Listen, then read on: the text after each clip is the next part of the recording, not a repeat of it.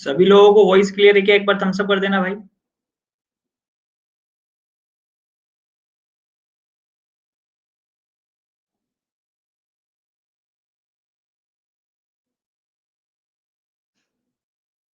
अरे उनको पता नहीं है क्या भाई, आज धमाका होने वाला है।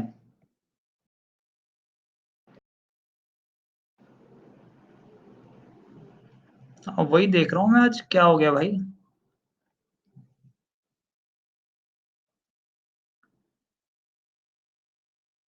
उनको लगा होगा किसी और का है।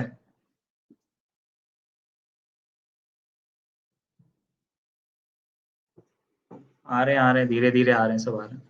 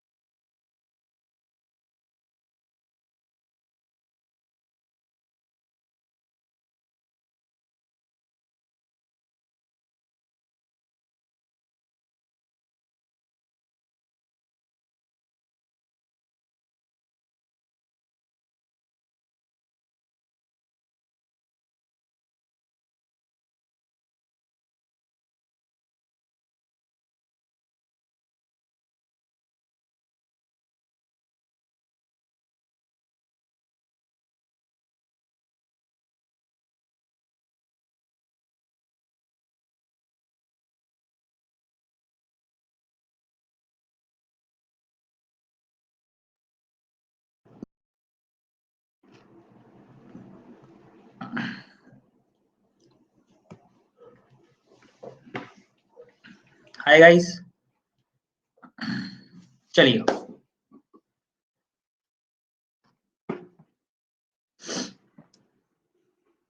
तो देखिए, किसी भी गवर्नमेंट एग्जाम के लिए प्रिपेयर करने का सबसे बढ़िया तरीका क्या है, आज हम इस पर चर्चा करने वाले हैं। सभी को वॉइस क्लियर आ रही है? एक बार थम्स अप कर दो।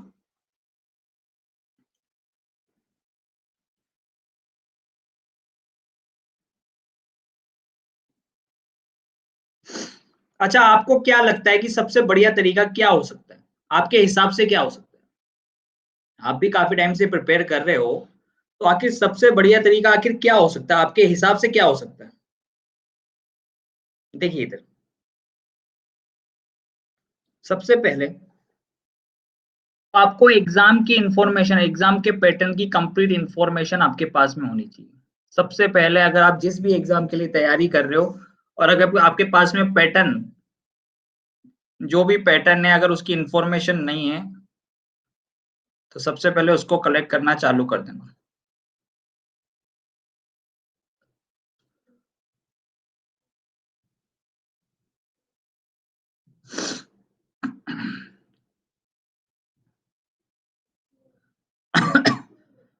पैटर्न क्या है?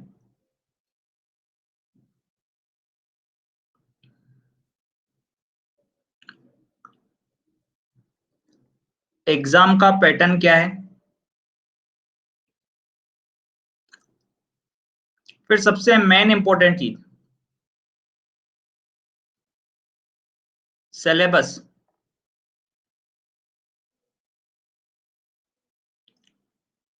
सिलेबस,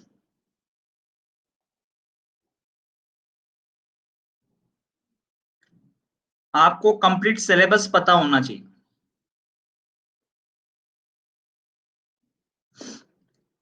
फिर उसके अकॉर्डिंग आपको प्लानिंग करनी है। प्लानिंग किस चीज की?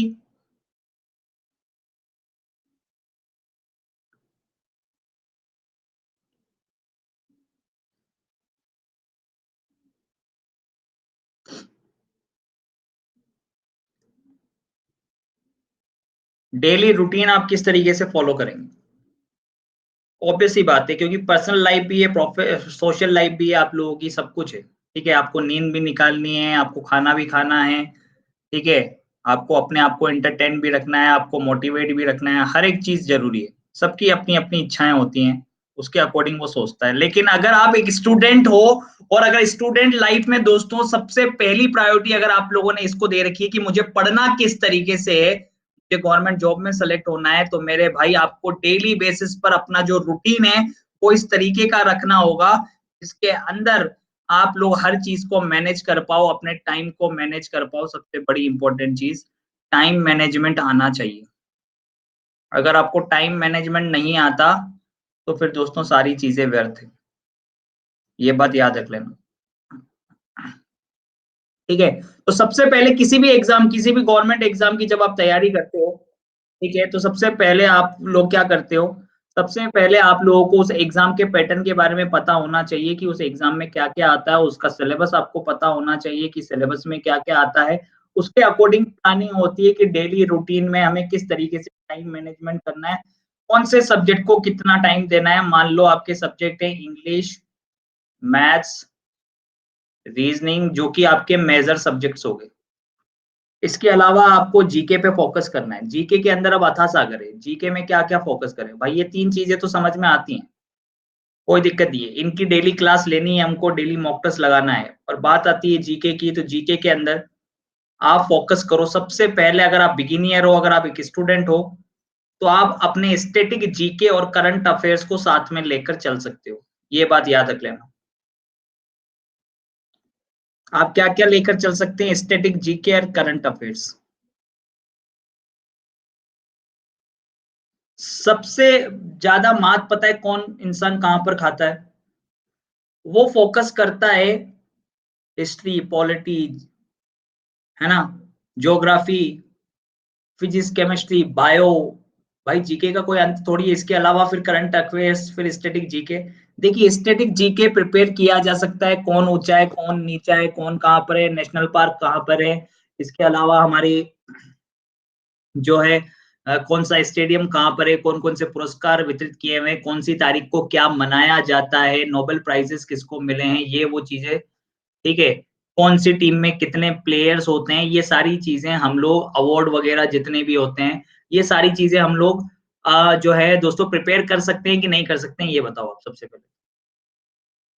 ठीक है, ये चीजें हम लोग प्रिपेयर कर सकते हैं। आप स्टैटिक जीके प्रिपेयर कर सकते हो, आप करंट अफेयर्स प्रिपेयर कर सकते हो, ठीक है। साइंस आती है एसएससी के अंदर 2 से 3 नंबर की, इससे ज्यादा साइंस नहीं आती, और उसमें भी बिल्कुल फिक्स है, 1-2 क्वेश्चन तो वो इक्विपमेंट पे पूछ लेता है, बीमारी पर पूछ लेता है, ब्लड पर पूछ लेता है, बायो में से। मेन टॉपिक्स आपके अच्छे तरीके से आपको प्रिपेयर होनी चाहिए, ठीक है। तो सबसे मेजर रोल किसका है? मेजर रोल है इंग्लिश का, जो प्री में भी आएगी, फिर आगे जाके मेंस में भी आएगी। अगर आप एसएससी जीडी एमटीएस वगैरह की तैयारी कर रहे हैं तो भी 25 नंबर की इंग्लिश है, मैथ्स से, रीजनिंग है। सबसे कम टाइम पीरियड पर और सबसे जल्दी प्रिपेयर, और पूरे में से पूरे नंबर अगर आप कहीं पर बटोर सकते हो तो यहाँ से बटोर सकते हो, ठीक है। बशर्ते आपको पता होना चाहिए कि पेपर का पैटर्न और पैटर्न का लेवल, पेपर का लेवल किस तरीके का रहता है, किस तरीके के क्वेश्चन आपसे पूछता है, किस तरीके की लैंग्वेज आपको आती है, और ये सारी कहाँ से पता चलती हैं? ये सारी चीजें हमें पता चलती है मॉक टेस्ट से।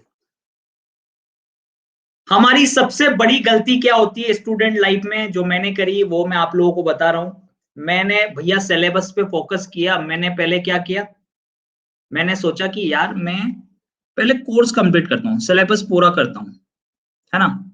मैं सिलेबस पूरा करता हूँ, मैं कोर्स कंप्लीट करता हूँ, और यही भैया सिलेबस, कॉम्पिटिटिव एग्जाम्स का सिलेबस कभी पूरा होता ही नहीं है वास्तव में देखा जाए। कॉम्पिटिटिव एग्जाम्स के लिए प्रिपेयर करने वाले का सिलेबस कभी पूरा हो ही नहीं सकता, कोर्स कभी कंप्लीट हो ही नहीं सकता। तो जिसका मानना ये है ना कि वो पहले सिलेबस कंप्लीट करेगा, तो इसका मतलब वो 1 साल की तैयारी के लिए तो नहीं आया है, वो 2-3 साल की तैयारी के लिए आया है। ये बात तो, 1 साल की तैयारी के लिए तो नहीं आया फिर इसका मतलब वो। ये बात याद रख लेना। आपका सिलेक्शन तब होगा, आपका सिलेक्शन तब होगा जब आप ज्यादा से ज्यादा मॉक टेस्ट लगाएंगे। आपका सिलेक्शन तब होगा जब आप ज्यादा से ज्यादा क्या लगाएंगे, मॉक टेस्ट लगाएंगे, टेस्ट सीरीज लगाएंगे, चाहे आपका सिलेबस पूरा हुआ हो या सिलेबस पूरा नहीं हुआ हो, डजंट मैटर। ये कभी मत सोचना कि पहले सिलेबस पूरा कर लूं और उसके बाद में मॉक टेस्ट लगाऊं, इस गलतफहमी में कभी मत रहना। ये मैं आपको आज लिख कर दे देता हूँ, आज चाहे आपका पहला दिन हो या आपको साल भर की तैयारी होगी, सिलेक्शन तो मेरे भाई आपका उसी दिन होगा जब आप डेली बेसिस पर होने वाले मॉक टेस्ट से एनालिसिस कर पाओगे। एनालिसिस करोगे, एनालिसिस करने के बाद में उस पूरे पेपर के आप सॉल्यूशन देखोगे, ताकि जब आप 35 क्वेश्चन या 30 क्वेश्चन जब आप देखते हैं, तो इसका मतलब अगर हर एक क्वेश्चन अलग अलग टाइप का है तो इसका मतलब 30 तरीके के कंसेप्ट आप सीख रहे हो एक ही मॉक टेस्ट से। यस और नो, ये बताओ। सपोज करो आप रीजनिंग के 30 क्वेश्चन लगाते हो, 30 के 30 क्वेश्चन अलग अलग हैं, तो इसका मतलब आपके दिमाग में कितने कंसेप्ट आते हैं? 30 कंसेप्ट आपके दिमाग में आते हैं, ठीक है। ये बात याद रख लेना। मैं बात कर रहा हूं यहाँ पर मॉक टेस्ट की, मैं बात कर रहा हूँ यहाँ पर ज्यादा से ज्यादा प्रैक्टिस करने के लिए। बहुत सारे लोगों को पता है कि प्रैक्टिस करनी है, पर प्रैक्टिस करनी कहाँ से है, कैसे करनी है, ये नहीं पता। सबसे पहला आपके रूटीन में क्या होना चाहिए, डेली लाइफ के रूटीन को किस तरीके से आपको मैनेज करना है। देखिए, ऑब्वियस सी बात है यार, टोटल 24 आवर्स होते हैं। अब इस 24 आवर्स में से ये बात तो बशर्ते तय है कि आपको 7 घंटे सोने के लिए चाहिए चाहिए। आप सोओगे कि नहीं सोओगे? 7 घंटे आप सोओगे ही सोओगे, ठीक है। मिनिमम बोल रहा हूँ, कोई अगर कोई इससे ज्यादा सो रहा है तो वो बात अलग है, ठीक है। 6 से 7 घंटे हम एक एवरेज मान के चलते हैं, एक नॉर्मल स्टूडेंट, भैया उसकी लाइफ में ये 7 आवर्स बहुत इंपॉर्टेंट रोल प्ले करते हैं। अब वो चाहे वो ये नींद पूरी एक साथ लेता है या फिर टुकड़ों में लेता है, ये इसके ऊपर डिपेंड करता है।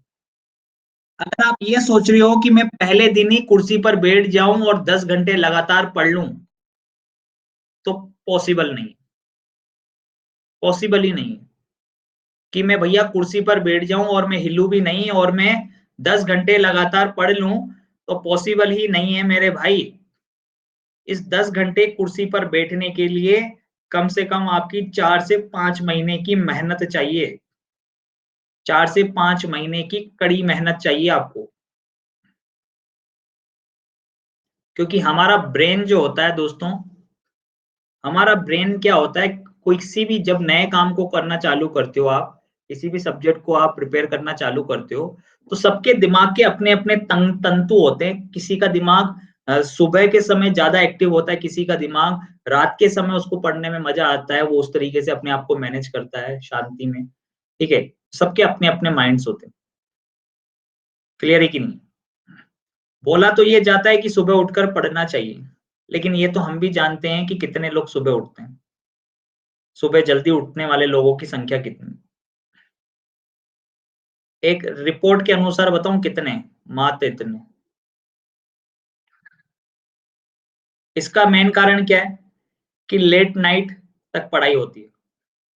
मान लो 1 बजे तक 2 बजे तक अगर आप पढ़ रहे हो रात की, तो पॉसिबल ही नहीं है कि आप 4 बजे सुबह उठकर वापस से पढ़ने लग जाओगे या 5 बजे उठकर सुबह वापस से पढ़ने लग जाओगे। आपका माइंड उस तरीके से वर्क ही नहीं करेगा, आप चाहे कितनी भी कोशिश कर लो।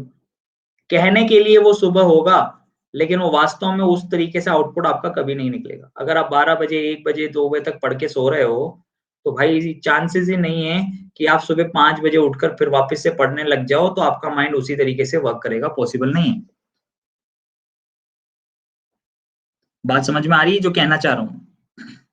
ठीक है, तो अपने रूटीन को इस तरीके से मैनेज करना है कि हमें 7 घंटे भैया सोने के लिए चाहिए। अब चाहे वो हम इस तरीके से टुकड़ों में बांट कर दें कि 4 घंटे हम रात को सो जाएं, फिर 3 घंटे 2 घंटे हम दिन में सो जाएं, इस तरीके से कर लें। इसके अलावा इन 7 घंटों के अलावा 2 घंटे तुम्हें एक्स्ट्रा चाहिए। मैं एक्स्ट्रा निकाल रहा हूँ अभी फिलहाल, खाने के लिए, कभी कुछ मान लो बाहर वॉकिंग वगैरह, जॉगिंग वगैरह करे है थोड़ी सी, ठीक है, थोड़ी देर रेस्ट कर लिया, गाने सुन लिए। क्लियर है? ये 9 घंटे, 24 में से ये 9 घंटे हटा दिए, तो भी मेरे पास 15 घंटे बचते हैं। 15 आवर्स तो मेरे ही हैं लाइफ के। अगर मैं ये 9 घंटे हटा दूं, 24 में से ये 9 घंटे अगर मैं हटा दूं, तो मेरे पास लाइफ के मेरे 15 आवर्स बचते हैं। बस ये सारा खेल इन 15 आवर्स का ही है, पूरा का पूरा खेल इन 15 घंटों का ही है। पहली चीज, जिसकी हेल्थ अच्छी होगी, जिसकी हेल्थ अच्छी होगी, उसका पढ़ाई में मन भी ज्यादा लगेगा। अब हेल्थ अच्छी से मेरा मतलब क्या है? हेल्थ अच्छी से मतलब है आपका डेली का रूटीन, उसमें आप फूड किस तरीके से लेते हो, फूड किस तरीके से लेते हो। फूड के अलावा आप लोग एक्सरसाइज, एक्सरसाइज कैसे करते हो, अपनी बॉडी को किस तरीके से आप डील करवाते हो। कोई ज्यादा खा के सो गया है, तो भैया फिर उसको उठाना मुश्किल है, कुंभकर्ण की नींद ही सोएगा वो। समझ में आ रहा है कि नहीं आ रहा? अब कोई अगर एक्सरसाइज ही नहीं कर रहा, डेली का आधा घंटा भी अगर अपने आप को नहीं दे रहा है, तो वो जिंदगी, अगर वो 30 मिनट, मान लो 30 मिनट अगर अपनी लाइफ का इस एक्सरसाइज के लिए नहीं दे रहा है, या 45 मिनट नहीं दे रहा है, तो इसका मतलब ये है कि वो अपने दिन के 4 घंटे का नुकसान कर रहा है। उसकी बॉडी में अगर एक्टिवनेस नहीं है, तो इसका सीधा सा रिलेशन ये है, उसका सीधा इफेक्ट उसकी पढ़ाई पर होगा। कम से कम वो दिन के 4 घंटे बर्बाद करेगा, ये हकीकत है। जिम में, जिम के लिए नहीं बोल रहा मैं, नॉर्मल एक्सरसाइज योगा वगैरह बोल रहा हूँ। सुबह उठकर थोड़ा सा स्ट्रेचिंग वगैरह ही कर लिया, मान लो बॉडी को, ठीक है, हर तरीके से रिलैक्समेंट प्रोवाइड करा लिया। ताकि उससे क्या होगा ना कि आप अगर डेली बेसिस पर, अगर आप अपने डेली रूटीन में अगर आप इस चीज को शामिल कर लेते हैं, ठीक है, अपने रूटीन को यानी इस तरीके से अगर आप मैनेज कर लेते हैं कि जिसके अंदर एक्सरसाइज वगैरह सब कुछ अवेलेबल है। सुबह सुबह का ब्रेकफास्ट सबसे इंपॉर्टेंट होता है, आपको पता है, दूध, ब्रेड, अंडे वगैरह जो भी अगर आप लेते हैं, मॉर्निंग टाइम का ब्रेकफास्ट की मैं बात कर रहा हूँ, जो अपन लेते हैं, ठीक है, 9 से 10 के बीच में। बहुत सारे लोग तो 9 बजे खाना ही खा लेते हैं, है ना? 10 बजे तक तो सब फ्री। क्लियर है कि नहीं? तो दोस्तों इस तरीके का रूटीन ना रखें। क्लियर है? मॉर्निंग में हेल्दी डाइट लें, दूध पिएँ, जूस पिएँ, फ्रूट्स खाएँ, सही है नहीं है? रात को भी हल्का खाना खाएँ, दिन में थोड़ा वेट ले लें, कोई दिक्कत नहीं है। दिन में थोड़ा-सा हेवी डाइट ले लें, क्योंकि दिन हेवी डाइट लेके 1-2 घंटे रेस्ट दे दें बॉडी को, कोई दिक्कत नहीं है। फिर उसके बाद वापस रूटीन में लग जाएँ। तो मैं बात कर रहा था इन 15 घंटों की। अब ऑब्वियस सी बात है 15 घंटे हैं अगर आपके पास में, तो मैं इतना तो एक्सपेक्ट करता हूँ कि अगर आपके पास में 5 सब्जेक्ट हैं, वैसे तो जीके के लिए आप 1 घंटा तो नहीं दोगे, ऑब्वियस सी बात है, मैं मान के चलता हूँ कि 5 घंटे की तो आपकी रूटीन क्लास ही हो जाती है। येस और नो? 5 आवर्स अगर आप 1-1 घंटे की क्लास भी लेते हो, तो 5 घंटे की तो भाई आपकी रूटीन क्लास ही हो जाती है। और बहुत सारे बच्चों से मेरी बात हुई, कांटेक्ट हुआ, तो वो लोग कहते हैं कि सर हमारा पूरा दिन तो सिर्फ क्लास लेने में ही निकल जाता है। कोई टीचर बोलता है कि ये क्लास लो, कोई टीचर बोलता है ये क्लास लो। अरे भैया जब तक सेल्फ स्टडी नहीं करेगा, तो सिलेक्शन कहाँ से होगा? सेल्फ स्टडी नहीं करेगा तो सिलेक्शन होगा कहाँ से? मुझे तो ये समझ में नहीं आ रहा, बिना सेल्फ स्टडी के सिर्फ क्लासेस लगाने से सिलेक्शन थोड़ी होगा। सर 11 घंटे तो क्लास ले रहा हूं, अब 11 घंटे क्लास लेगा तो हो जाएगा क्या सिलेक्शन? हो जाएगा क्या सिलेक्शन? हाँ भाई।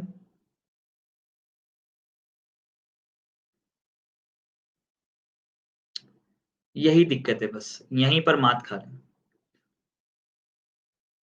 आपका डेली का रूटीन होना चाहिए, 5 आवर्स आपको क्लासेस लेनी चाहिए। 5 आवर्स क्लासेस के अलावा जो प्रैक्टिस क्लासेस हैं उनको ले लो ज्यादा से ज्यादा। 4 घंटे मान लो अगर आप क्लास लेते हो, 4 सब्जेक्ट हैं, 4 घंटे आपने क्लास ले ली जो रेगुलर क्लास होनी चाहिए। इसके अलावा प्रैक्टिस क्लास ले लो आप, प्रैक्टिस क्लास फिक्स कर लो। जैसे मैथ्स के कंसेप्ट अगर मान लो आपने सीख लिए, जैसे मान लीजिए आपने मैथ्स के कंसेप्ट सीख लिए, किसी चैप्टर के मैथ्स के कंसेप्ट सीख लिए, तो अब आपको प्रैक्टिस करने की जरूरत है। अब प्रैक्टिस भी अगर आपको कोई और कराएगा तो फिर मतलब ही क्या है? फिर आपके पढ़ने का मतलब ही क्या है? भाई मैथ्स का मान लो चैप्टर आपने पूरा पढ़ लिया, मैथ्स का एक पूरा चैप्टर मान लो आपने पढ़ लिया, ठीक है, कोई सा भी टॉपिक उठा लिया, हमने एक टॉपिक पूरा पढ़ लिया। अब उससे रिलेटेड प्रैक्टिस और उससे रिलेटेड उस चैप्टर से रिलेटेड क्वेश्चंस तो आप लोग करोगे ना, कि ये भी आपको टीचर कराएगा? ये बताओ। ये सोचने वाली बात है, यहां पर मेन मुद्दे वाली बात है। ठीक है?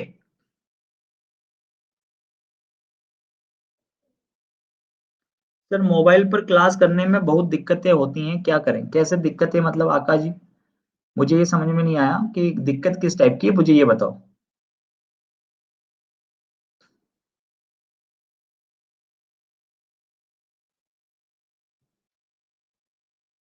देखिए, अब मान लीजिए मैं बात करता हूँ साइंस की। साइंस के अगर आप 20 क्वेश्चन या 30 क्वेश्चन अगर आप 1 घंटे में कर रहे हैं, तो मैं इसको टाइम वेस्ट मानता हूँ एक तरीके से। क्यों टाइम वेस्ट मानता हूँ उसका रीजन बता रहा हूं। हम चाहें तो स्टैटिक जीके और साइंस के 1 घंटे के अंदर 100 क्वेश्चंस, मिनिमम 100 क्वेश्चंस पढ़ सकते हैं और उनको याद भी कर सकते हैं। यस और नो? अब वो आपके ऊपर डिपेंड करता है कि आप 20 क्वेश्चन करो या फिर आप इंडिविजुअल सेल्फ प्रैक्टिस से 100 क्वेश्चंस करो, या आप इसको और बढ़ा सकते हो, आप 150 क्वेश्चन भी कर सकते हो। क्या दिक्कत है? मना किया है क्या किसी ने? पढ़ना ही तो है आपको, चीजें समझनी तो है। हाँ भाई। क्लियर है कि नहीं? तो जो चीजें हम लोग प्रिपेयर कर सकते हैं उन चीजों के लिए बता रहा हूँ, जो सेल्फ प्रिपेयर करने वाली चीजें हैं। स्टैटिक जीके तुम्हें कोई पढ़ाएगा नहीं, आराम से सब कुछ अवेलेबल होता है। स्टैटिक जीके प्रिपेयर करने के लिए बुक्स अवेलेबल होती हैं, नेट। तो स्टैटिक जीके आप लोग बढ़िया तरीके से सेल्फ प्रिपेयर कर, जो जो चीजें आप सेल्फ प्रिपेयर कर सकते हो वो मैं बता देता हूँ। आप स्टैटिक जीके सेल्फ प्रिपेयर कर सकते हो। आप कंप्लीट चाहो तो history, polity, geography self prepare कर सकते हो। फिजिक्स, केमिस्ट्री, बायो यानी कि जो साइंस का पोर्शन है वो आप सेल्फ प्रिपेयर कर सकते हो। ये दो चीजें आप सेल्फ प्रिपेयर कर सकते हो, इसमें कोई दिक्कत वाली बात नहीं। इंग्लिश सिर्फ और सिर्फ प्रैक्टिस मांगती है और कुछ नहीं। मैथ्स प्रैक्टिस मांगेगी, मैथ्स प्रैक्टिस से आएंगे। और इनको इसको प्रिपेयर करने का सबसे बढ़िया तरीका बताता हूँ, प्रीवियस ईयर पेपर के क्वेश्चन उठा लो। कम से कम बोल रहा हूँ आपका, अगर मान लो 100 क्वेश्चन है तो 100 में से 80 क्वेश्चन के कंसेप्ट तो आपके प्रीवियस ईयर पेपर से ही कवर हो जाएंगे। प्रीवियस ईयर पेपर के कंसेप्चुअल जितने भी क्वेश्चंस आए हैं इंग्लिश, ऐसे आप प्रिपेयर करो। रीजनिंग,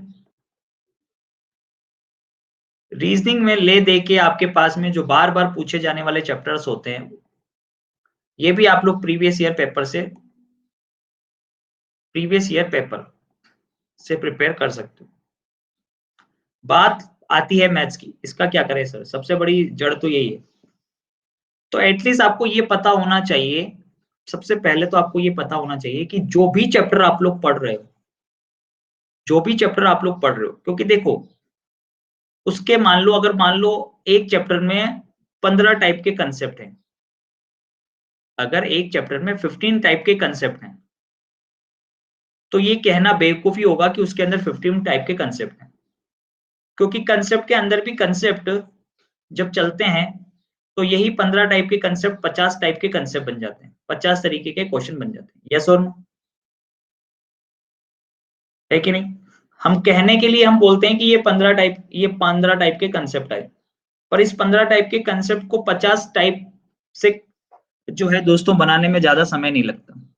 तो एटलीस्ट आपको आपको इन इस बेवकूफी के चक्कर में नहीं पड़ना है कि क्वेश्चन की वैल्यू में थोड़ा सा भी चेंज किया तो उसका पैटर्न बदल गया, नहीं। या पैटर्न के अंदर पैटर्न डाल दिया, नहीं। आपको ये पता होना चाहिए कि आपके एग्जाम का लेवल क्या है। आपके एग्जाम का लेवल क्या है?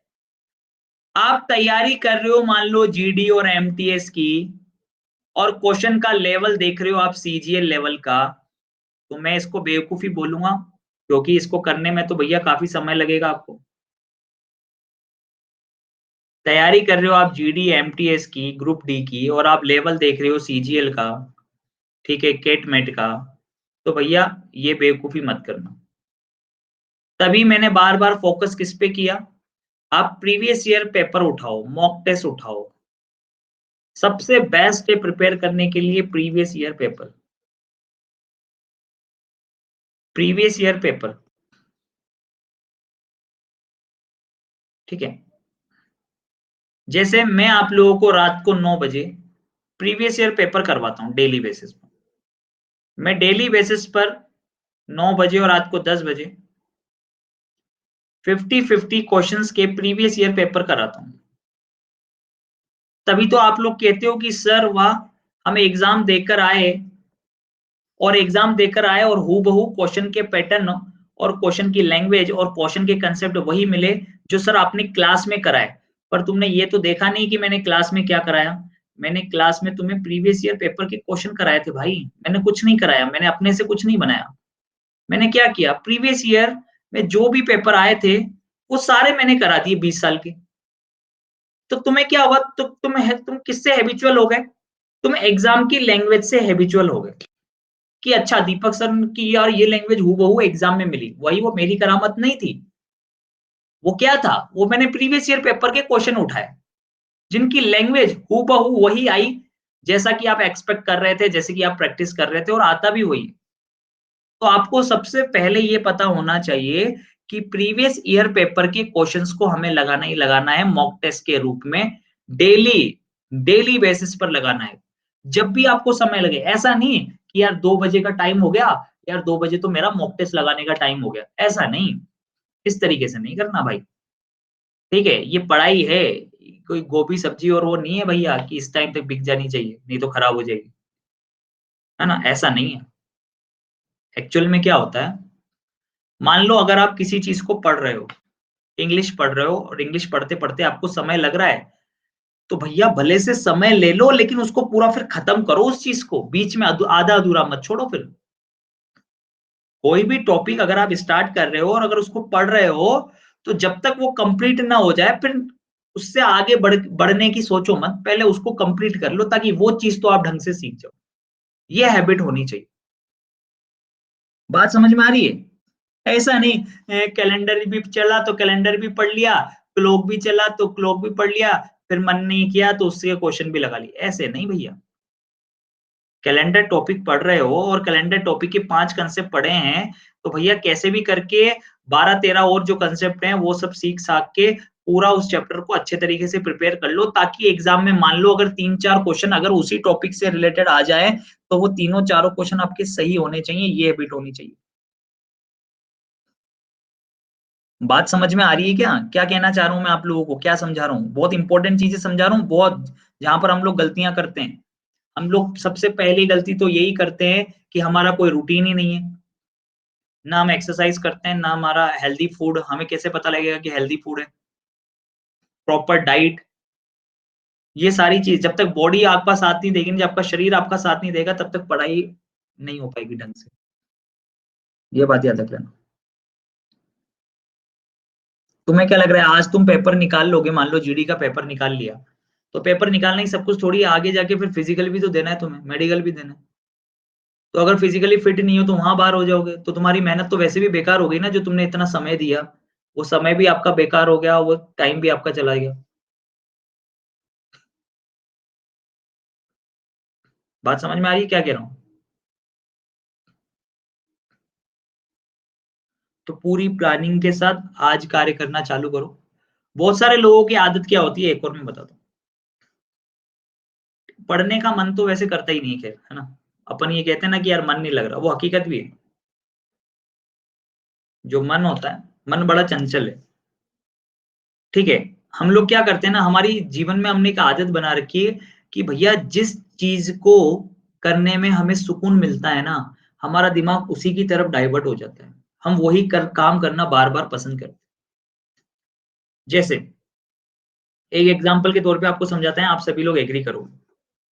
आप लोग एनालॉजी, क्लासिफिकेशन, डायरेक्शन वगैरह, काउंटिंग ऑफ फिगर वगैरह के क्वेश्चन, क्लॉक कैलेंडर डाइस के क्वेश्चन बढ़िया तरीके से करते हो। आप लॉजिकल रीजनिंग को सबसे कम समय देते हो, क्यों? क्योंकि आपका इंटरेस्ट उसमें कम है। लॉजिकल रीजनिंग को पढ़ने में आपका इंटरेस्ट सबसे कम आता है। ठीक है, सपोज करो, तो आप उससे दूर भागने की कोशिश करते हो। जिसमें आपका आनंद आता है, आप बार बार उसी की प्रैक्टिस करे जा रहे हो, तो ये तो मूर्खता है भाई। जो चीज आपको नहीं आती है आप उसको भी सीखो, लेकिन साथ ही साथ आपको ये भी पता होना चाहिए कि उस चीज का वेटेज कितना है। जैसे बहुत सारे बच्चे मुझे बोलते हैं कि सर एनटीपीसी में तो सर तीन चार ही क्वेश्चन आ रहे हैं सर साइंस के। सर साइंस के तो 3-4 ही क्वेश्चन आए, इसके बाद तो क्वेश्चन आ ही नहीं रहे। तो भाई, तो ये क्या तुम्हें पहले पता नहीं था? क्या तुमने पहले प्रीवियस ईयर पेपर के क्वेश्चन नहीं देखे, पेपर सेट नहीं देखे कि उसमें कितने क्वेश्चन आ रहे हैं? हाँ, कोई कहे या ना कहे, खुद की एक बुद्धि भी तो होती है चेक करने की, कि प्रीवियस ईयर पेपर में अरे भैया 3 क्वेश्चन अगर इसके आए हैं और अगर हम पूरा पूरा दिन महीना उसी सब्जेक्ट को पढ़ रहे हैं, तो भैया एग्जाम में ऐसा थोड़ी है कि तुम ज्यादा पढ़ रहे हो किसी सब्जेक्ट को तो वो सब्जेक्ट ही आएगा।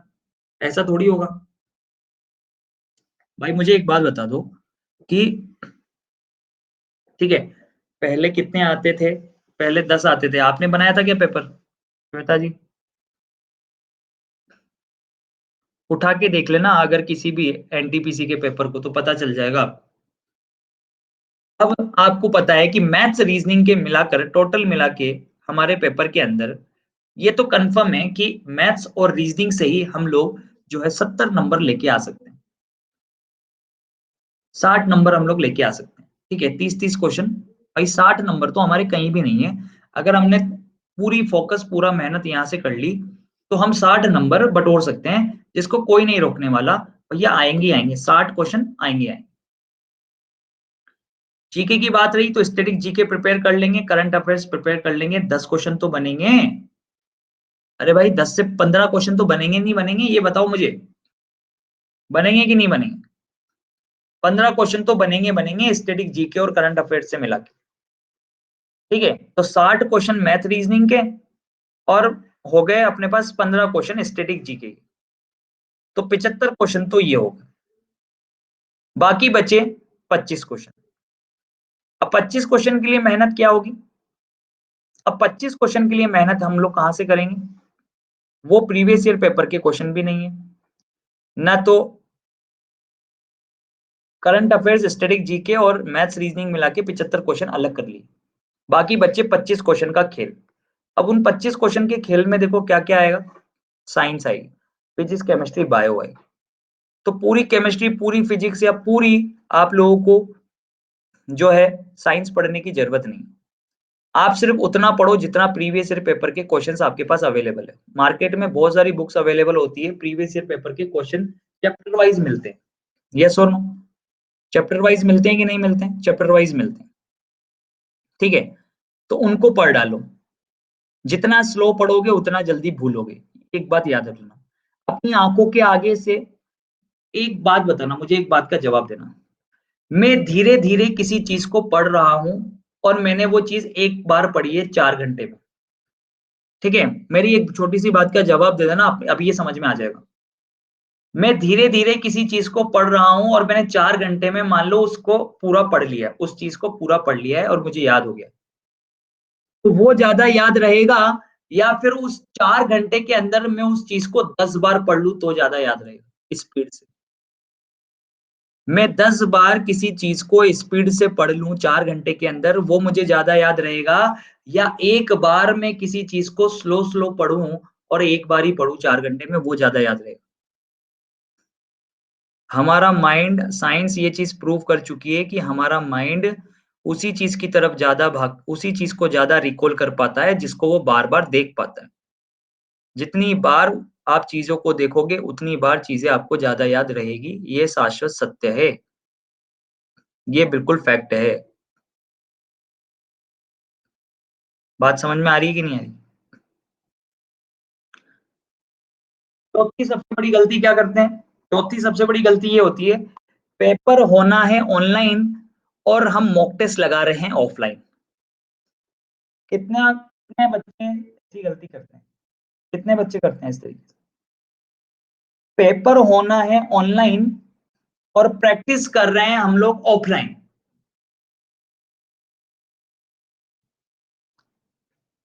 कम से कम भी नहीं तो एग्जाम में 10 मिनट वेस्ट करोगे।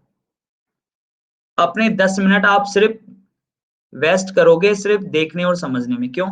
क्योंकि आपकी आंखें कंप्यूटर की स्क्रीन को झेल ही नहीं पाएगी अगर आप कंप्यूटर पर बैठ के प्रैक्टिस नहीं कर रहे हो तो। क्यों? क्योंकि जब आपके हाथों की स्पीड, फिर टिक करना, अगर वो सारी चीजें आप लोग घर पे बैठकर रेगुलर बेस पर अगर अगर आप मैनेज नहीं करोगे तो इसकी क्या गारंटी है कि एग्जाम टाइम पे आप लोग उन चीजों को मैनेज कर लोगे?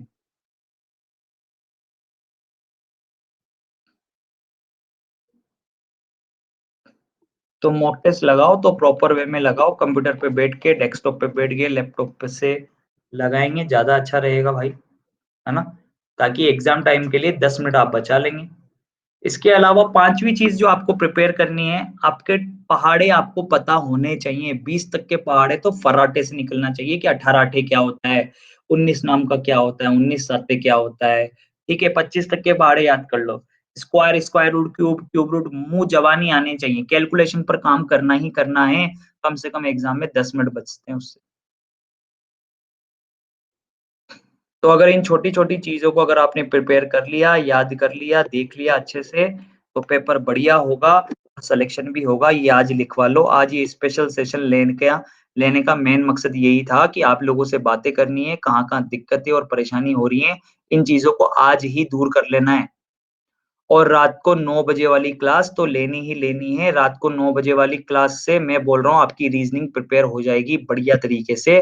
तो इसमें आपको कोई डाउट, किसी तरीके का कोई शक होना ही नहीं चाहिए। सोने से पहले एक पेपर सेट मेरे साथ लगाना है ताकि प्रीवियस ईयर पेपर की सारी चीजें हम लोग कवर कर पाए। सर मेरे मार्क्स 60 से ज्यादा नहीं बढ़ रहे हैं। 60 से ज्यादा नहीं बढ़ रहे हैं, तो इसीलिए तो दोस्तों आप लोगों के लिए मैं लेके आ रहा हूँ कल दोपहर 12 बजे। कितने बजे? कल शनिवार है ना? कल शनिवार है दोस्तों। कल शनिवार है और कल दोपहर 12 बजे मैं आप लोगों के लिए लेके आ रहा हूं कंप्लीट लॉजिकल रीजनिंग। देख लेना इधर, कंप्लीट लॉजिकल रीजनिंग की क्लास लेके आ रहा हूं। कौन सी कैटेगरी में लेके आ रहा हूं? ये क्लास में लेके आ रहा हूं आप लोगों के लिए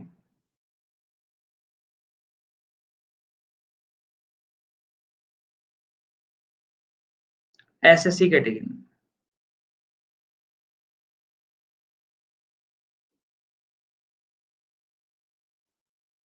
ये क्लास में लेके आ रहा हूं आप लोगों के लिए एसएससी कैटेगरी में। 2 से 3 घंटे की क्लास है, लेकिन मजा आ जाएगा।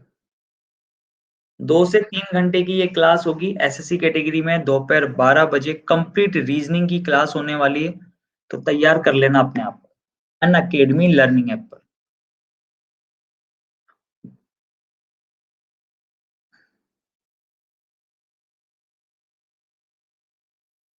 कहां पर? अन अकेडमी लर्निंग ऐप पर।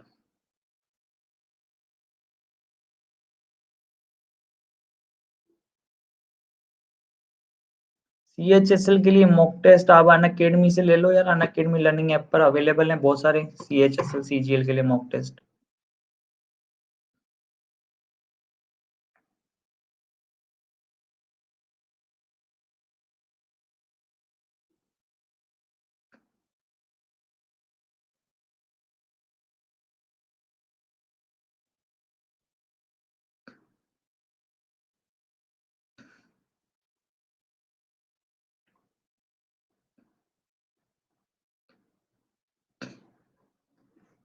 सीएचएसएल का बैच मेरा चालू हो गया है, उसको आप आज से ही ज्वाइन कर सकते हो।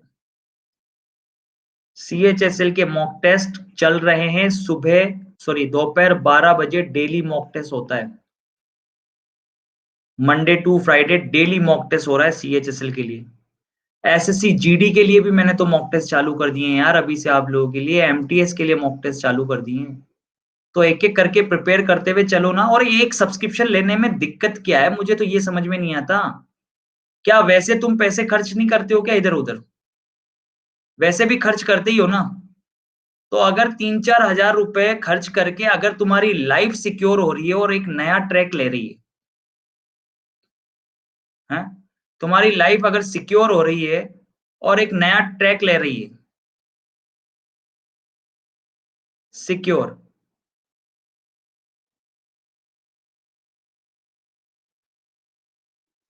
लाइफ सिक्योर हो रही है और एक डायरेक्शन मिल रहा है आपकी लाइफ को, तो दिक्कत क्या है भाई? जब ऑफलाइन में पढ़ने आते हो, किसी एक जगह से दूसरी जगह पर पढ़ने जाते हो, या घर से ही कहता हूँ, घर से किसी कोचिंग तक जाते हो, तो क्या आने जाने में आपका पैसा खर्च नहीं होता है?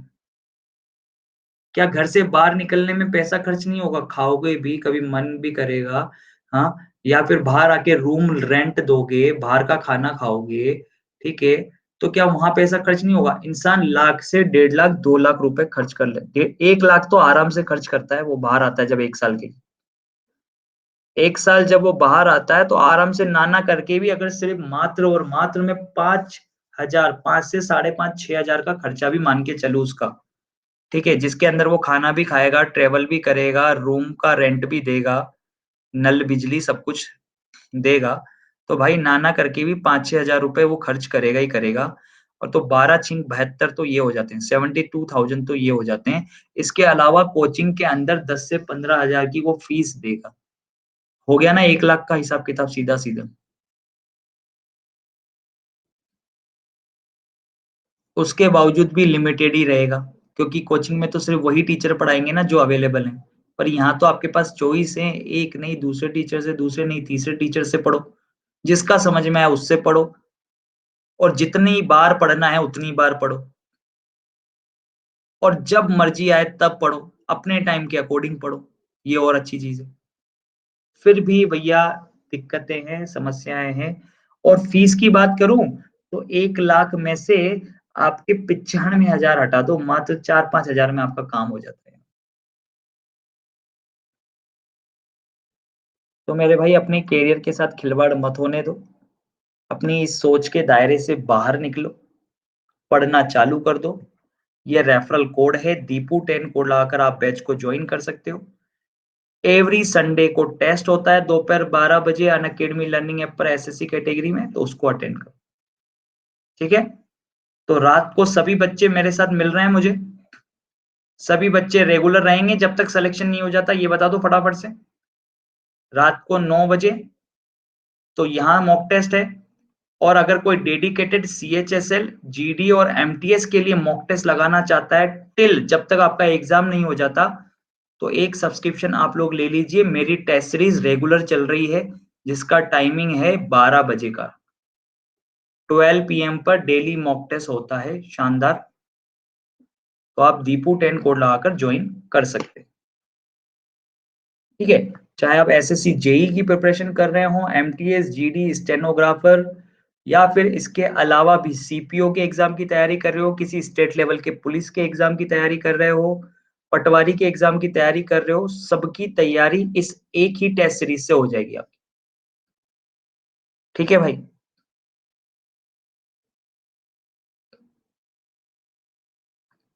बिल्कुल प्लस वाले भी अटेंड करिए, किसने मना किया है। बहुत सारे प्लस वाले बच्चे भी अवेलेबल हैं अपने पास यहाँ पे, उनसे पूछ लो कि कितना बेनिफिट होता है 12 बजे वाले टेस्ट से।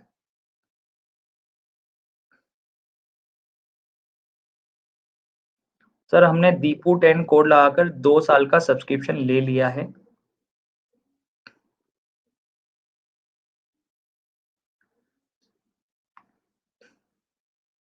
सर इंग्लिश में बहुत दिक्कत आ रही है। देखिए इंग्लिश एक ऐसा सब्जेक्ट है ना जिसको आपने सबसे कम टाइम ही आपने इंग्लिश को दिया है। आपने बाकी सब्जेक्ट को फिर भी टाइम दिया ये, लेकिन ये परेशानी जो बचपन से ही बना रखी है ना आपने, मुझे समझ में नहीं आता यार। इस जंजीर को तोड़ना पड़ेगा भाई, बैठना पड़ेगा आपको, लेकर बैठनी पड़ेगी चीजें। आप ये सोच रहे हो कि नहीं यार अपने आप चीजें प्रिपेयर हो जाए, तो पॉसिबल नहीं है, ऐसा जीवन में कभी नहीं होगा। जब तक आप लेकर नहीं बैठोगे तब तक नहीं होगा। सारी क्लासेस बेसिक से मिलेगी आपको, हर एक टीचर की, हर एक टीचर, सभी टीचर्स की क्लासेस आपको बेसिक से। देखो क्या क्या बेनिफिट है, आपको डाउट सेशन मिल जाएगा, पीडीएफ मिल जाएगी, आपको प्रीवियस ईयर पेपर के क्वेश्चंस मिल जाएंगे, इसके अंदर एक्सपेक्टेड जो खुद के बनाए हुए टीचर्स के क्वेश्चन है वो मिल जाएंगे। इसके अलावा मॉक टेस्ट मिल जाएंगे आपको सारे के सारे। मॉक टेस्ट के साथ साथ सभी टीचर्स की टारगेटेड क्लासेस, जो जिसके एग्जाम 1 महीने बाद ही है, तो उस हिसाब से बैच मिल जाएगा।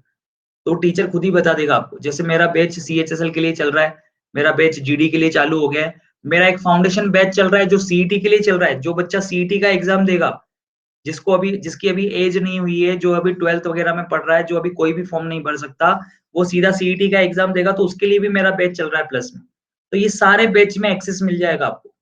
वो टीचर से आप कनेक्ट होके रहोगे तो टीचर आपको खुद ही बता देगा कि ये क्लास अटेंड करनी चाहिए आपको। जैसे मैं आपको बोल रहा हूँ, अगर आपका सीएचएसएल का एग्जाम है तो तुरंत आपको रेफरल कोड दीपू10 लगाकर बैच ले लेना है और 12 बजे वाला प्रैक्टिस कर लेना है साथ में।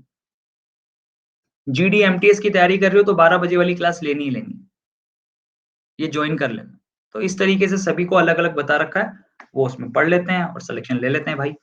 और सबसे बड़ी बात, उन सभी बच्चों को बहुत बहुत बधाई जिनका टायर 3 का एग्जाम निकल गया है। कल हजारों की संख्या में भाई मेरे पास मैसेजेस आए, चाहे वो टेलीग्राम पर आए, व्हाट्सएप पर आए, इंस्टाग्राम पर आए, सभी जगह पर, फेसबुक पर आए। तो भाई उन सभी को बहुत बहुत बधाई। और आपके परिवार में से भी अगर किसी का सिलेक्शन हुआ है तो मेरी तरफ से बहुत बहुत बधाई हो उसके आगे के फ्यूचर के लिए, पहली बात। और मैं आपको बता दूं, मेरा एक नया बैच चालू हुआ है एसएससी के अंदर। ठीक है, एसएससी के अंदर मेरा एक नया बैच चालू हुआ है अभी 1 अप्रैल से। 1 अप्रैल से मेरा नया बैच चालू हुआ है जिसकी इंट्रोडक्शन क्लास मैंने 26 को ली थी। 26 मार्च को लिया था मैंने इंट्रोडक्शन क्लास, क्योंकि बीच में होली वगैरह आ रही थी, तो इंट्रोडक्शन क्लास मैंने पहले ही ले ली थी। इसके बाद रेगुलर क्लास उसकी 1 अप्रैल से चालू हो गई है और आज 2 अप्रैल है, आज की क्लास भी हो चुकी है। तो अभी सिर्फ 2 क्लासें ही उसकी कंप्लीट हुई है। तो अगर आप बैच को लेना चाहते हैं तो आज और अभी और इसी वक्त एसएससी कैटेगरी में ले लेना आप बैच। ठीक है भाई? जो मैं डेली बेसिस पर आपको क्लास कराता हूँ, उसके अंदर जो मैं आपको 50 क्वेश्चंस प्रैक्टिस के लिए डेली देता हूँ, ठीक है? उन क्वेश्चंस को आपने अगर लगा लिया अच्छे से, तो आपको किसी बुक की ज़रूरत ही नहीं पड़ेगी, किसी चीज़ की ज़रूरत नहीं पड़ेगी। जितना मैं बोल रहा हूँ बस उतना कर लो। ठीक है भाई?